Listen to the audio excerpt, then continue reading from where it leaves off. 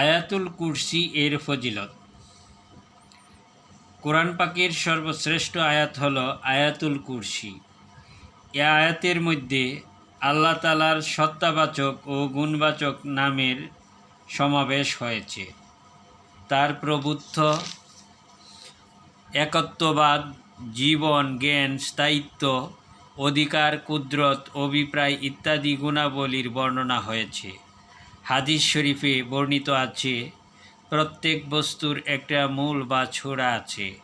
পবিত্র কোরআন শরীফের শীর্ষ সূরা হল সূরায়ে বাকারা এবং পবিত্র আয়াত হল আয়াতুল কুরসি। হযরত উবাই ইবনে কাব রাদিয়াল্লাহু আনহু হতে বর্ণিত, একদা রাসূলে পাক সাল্লাল্লাহু আলাইহি ওয়াসাল্লাম আমাকে জিজ্ঞেস করলেন, হে আবুল মুনজির, পবিত্র কালামে পাকের কোন আয়াতটি তোমার কাছে সবচেয়ে শ্রেষ্ঠ বলে মনে হয়? আমি বললাম, আয়াতুল কুরসি। আমার উত্তর শুনে হুজুর সাল্লাল্লাহু আলাইহি ওয়াসাল্লাম তার পবিত্র হাত দ্বারা আমাকে বুকে মৃদু আঘাত করে বললেন, হে আবুল মুনজির, কি উত্তম জ্ঞানই না তুমি অর্জন করেছ। হাদিস শরীফে বর্ণিত আছে, যে ব্যক্তি প্রত্যেক নামাজের পর আয়াতুল কুরসি পড়বে, তার বেহেশতে প্রবেশে মৃত্যু ব্যতীত আর কোনো বাধা দিতে পারবে না। শুইবার পূর্বে এই আয়াত শরীফ পড়ে শয়ন করলে নিজের ও প্রতিবেশীর বাড়িঘর নিরাপদে থাকবে। এ আয়াত শরীফ এশার পরে 3 বার পরে হাতে ফুঁক দিয়ে 1টি বা 3টি তালি দিলে আল্লাহর ইচ্ছা চোর ডাকাত বা অন্য সব অনিষ্ট হতে নিরাপদে থাকবে।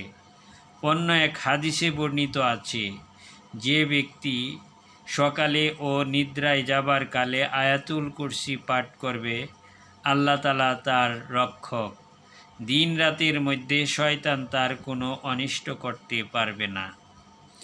সহিহ হাদিস শরীফে বর্ণিত আছে, রাসূলুল্লাহ সাল্লাল্লাহু আলাইহি ওয়াসাল্লাম বলেছেন, যে ব্যক্তি ভোরবেলা এবং নিদ্রার পূর্বে এ আয়াতুল কুরসি পাঠ করবে, স্বয়ং আল্লাহ তাআলা তার তত্ত্বাবধানকারী হবেন। সুতরাং দিবারাত্রির মধ্যে কখনো শয়তান তার নিকট ঘেঁষতে পারবে না। কারো শরীর বন্ধ করতে হলে এশার নামাজের পর আয়াতুল কুরসি 3 বার পাঠ করে উভয় হাতে দম করে 1টি তালি দিবে।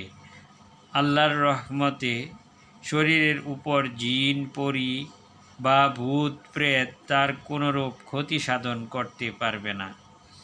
বাসগৃহ কিংবা দোকানগৃহে ইত্যাদির দরজায় অত্র আয়াত লিখে লটকায়ে রাখলে উপার্জন বৃদ্ধি হয় এবং চোর ডাকাত প্রবেশ করতে পারবে না। কিছু লবণের উপর এটা 7 বার পাঠ করে 7টি ফুঁক দিয়ে ওই লবণ 7 ভাগ করত। একাদিক্রমে 7 দিন প্রাতকালে খালি পেটে খেলে কাশির রোগীর কাশ ভালো হবে।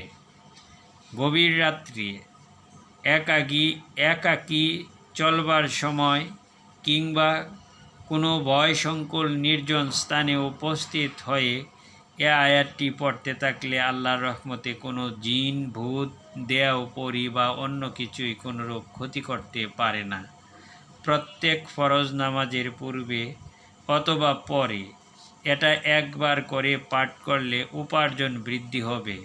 প্রাতকালে এ আয়াত পরে কার্যে বের হলে কোনো বিষয়ে কারো মুখাপেক্ষী হতে হবে না।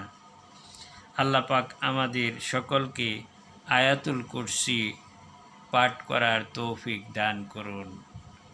আল্লাহুম্মা আমিন।